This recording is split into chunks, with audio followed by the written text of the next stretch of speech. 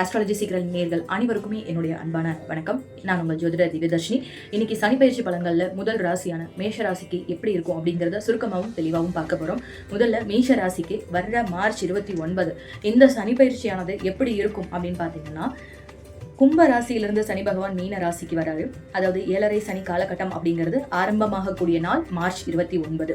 இந்த நாள்ல இருந்து மேஷராசிக்காரர்களுக்கு எப்படி இருக்கும் அப்படிங்கிறத வரிசையா தெளிவா பார்ப்போம். ஏற்கனவே ஆஸ்ட்ராலஜி கொஞ்சம் தெரியும் அப்படிங்கிறவங்க நீங்க கம்பைன் பண்ணி பார்த்துக்கலாம். ஒவ்வொரு லக்னம் வாரியாகவும் கிரகங்கள் வாரியாகவும் எப்படி வேறுபடும் அப்படிங்கிறதையும் நம்ம தெளிவா பார்த்துடலாம். மேஷ ராசிக்காரர்களுக்கு இந்த சனி பயிற்சியானது தன்னுடைய ராசிக்கு 12ஆம் இடத்துல சனி பகவான் வராரு. அப்ப இவங்க எந்தெந்த விஷயங்களெல்லாம் கவனமா இருக்கணும். சனி பகவான் 12ஆம் இடத்துக்கு வராரு. 12ஆம் இடம் அப்படிங்கிறது அயன சயன சுகஸ்தானம். அது மட்டும் இல்லாம உயர்கல்வி PhD படிச்சுட்டு இருக்கவங்க, ஃபாரின்ல உள்ளூர்ல இருந்து வெளிநாட்டுல போய் வேலை பார்த்துட்டு இருக்கவங்க, இவங்க அது மட்டும் இல்லாம நம்மளுடைய பாதம் கால் சம்பந்தப்பட்ட விஷயங்கள்ல கொஞ்சம் கவனமா இருக்கக்கூடிய காலகட்டம். அதை வரிசையா பார்ப்போம். முதல்ல சனி பகவானுடைய பார்வைக்கு உண்டான பலன் அப்படிங்கிறத பார்த்தலாம். மேஷ ராசிக்கு 2ஆம் இடமான குடும்பஸ்தானம் தனஸ்தானத்தை சனி பகவான் ஃபர்ஸ்ட் பாக்குறாரு. ஸோ பணம் சம்பந்தப்பட்ட விஷயங்களையும் பேச்சுவார்த்தைகளையும் நீங்க ரொம்பவே கவனமா இருக்கணும். பேச்சு தான் என்னுடைய தொழில் அப்படின்னு சொல்லிட்டு இருக்கீங்க, அதாவது மார்க்கெட்டிங் மாதிரியான விஷயங்கள் அல்லது ஜோதிடம் ரீதியான விஷயங்கள் நீங்க பண்ணிட்டு இருக்கீங்க அப்படின்னா, ஒரு வார்த்தையை நீங்க யூஸ் பண்றதுக்கு முன்னாடி 10 தடவை யோசிச்சு தான் பண்ணும். குடும்பத்துல வாக்குவாதங்கள் செய்யக்கூடாது. ஏன் இதை ரொம்ப அழுத்தமா சொல்றோம் அப்படின்னு பாத்தீங்கன்னா, உங்களுடைய ராசிக்கு 6ஆம் இடமான கன்னியை சனி பகவான் 7ஆம் பார்வையா பார்ப்பாரு. ஸோ கடன் நோய் வம்பு வழக்கு எதிரிகள் உருவாகிறதுக்கான காலகட்டம். இதுல நீங்க கட்டாயமா கவனமா இருந்தாகணும். இல்லைன்னா தேவையில்லாத மனக்கசப்புகளை அதிகம் சந்திக்கக்கூடிய சூழ்நிலை இருக்கும். பணம் தட்டுப்பாடு ஏற்கனவே வரும் நம்ம சொல்லியாச்சு. ஸோ கடன்ல நம்ம கவனம் போகும். அதை முடிஞ்ச அளவுக்கு குறைச்சிக்க பாருங்க. இருக்கிற எதிரிகள் அதிகமாகாம பார்த்துக்கிறது ரொம்ப நல்லது. ஸோ பேச்சை குறைச்சிட்டோம் அப்படின்னாலே எதிரிகள் அதிகம் உருவாக மாட்டாங்க. இந்த இடத்துல அமைதியையும் புத்திசாலித்தனத்தையும் நம்ம சேர்ந்து கையாளக்கூடிய ஒரு சூழ்நிலையில இருக்கும். அதே மாதிரி சனி பகவான் 10ஆம் பார்வையா உங்களுடைய 9ஆம் இடத்தை பார்க்கறதுனால ஏதாவது லாங் டிரைவ் போறீங்க, ஒரு கோவில் குளத்துக்கு போறீங்கன்னா ஃபேமிலியோட போனா சின்ன சின்ன மனக்கசவுகள் சண்டை சச்சரவுகள் வரும். அதை முடிஞ்ச அளவுக்கு தவிர்க்க பார்த்துக்கோங்க. 9ஆம் இடம் என்கிறது உயர்கல்வி படிச்சுட்டு இருக்கக்கூடிய ஸ்டூடெண்ட்ஸ்க்கு கொஞ்சம் படிப்புல மந்தத்தன்மையை தரும். போட்டித் தேர்வுகள்லாம் நீங்க ஏதாவது ட்ரை பண்ணிட்டு இருக்கீங்க அப்படின்னா, 10th 12th அல்லது காலேஜ் பேஸ்டான ஏதாவது பப்ளிக் எக்ஸாமுக்கு ட்ரை பண்ணிட்டு இருக்கீங்க அல்லது வேற ஏதாவது எக்ஸாமுக்கு ரெடி ஆகிட்டு இருக்கீங்க அப்படின்னா, படிப்புல மந்தத்தன்மை வரும். எக்ஸ்ட்ரா எஃபர்ட் கண்டிப்பா நீங்க போட்டாகணும். சரிங்களா?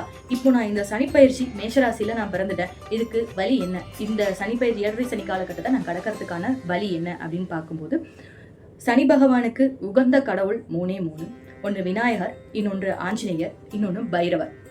சனி பகவான் உங்களுடைய 6ஆம் இடத்தை பார்க்கறதுனால உக்ரமான தெய்வங்களை நீங்க வழிபாடு செய்யும் போது உடனடியா உங்களுக்கு உண்டான பிரச்சனைகள்ல இருந்து நீங்க வெளியே வருவீங்க.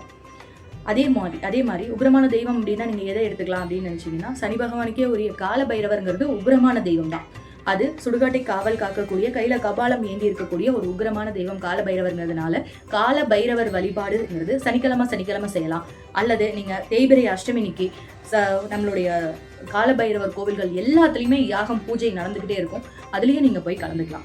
இப்படி நீங்க செய்யும் போது இந்த காலகட்டத்தை நீங்க அழகா கடந்து வர முடியும்.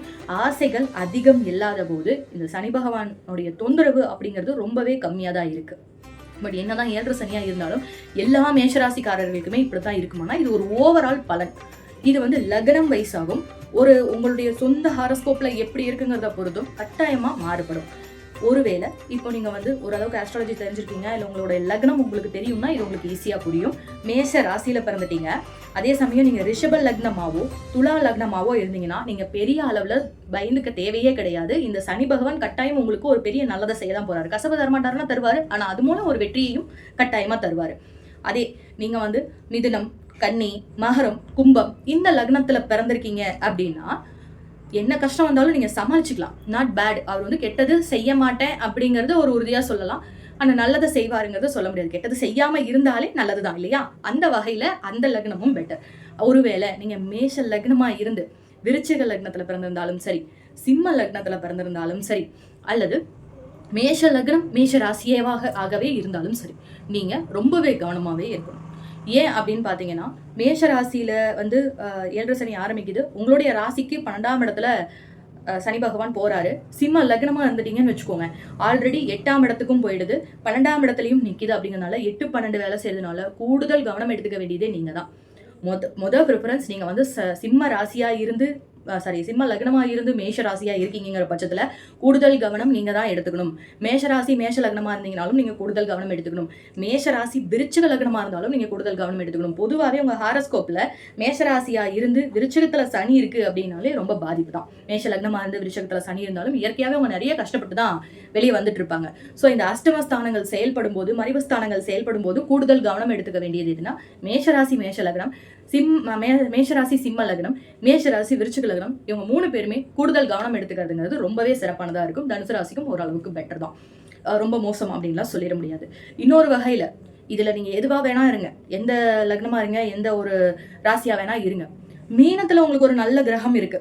அதாவது சனி பகவானுடைய நட்பு கிரகங்கள்னு சொல்லக்கூடிய குரு பகவானோ சுக்கிர பகவானோ அல்லது புதன் பகவானோ இருக்குன்னு வச்சுக்கோங்க.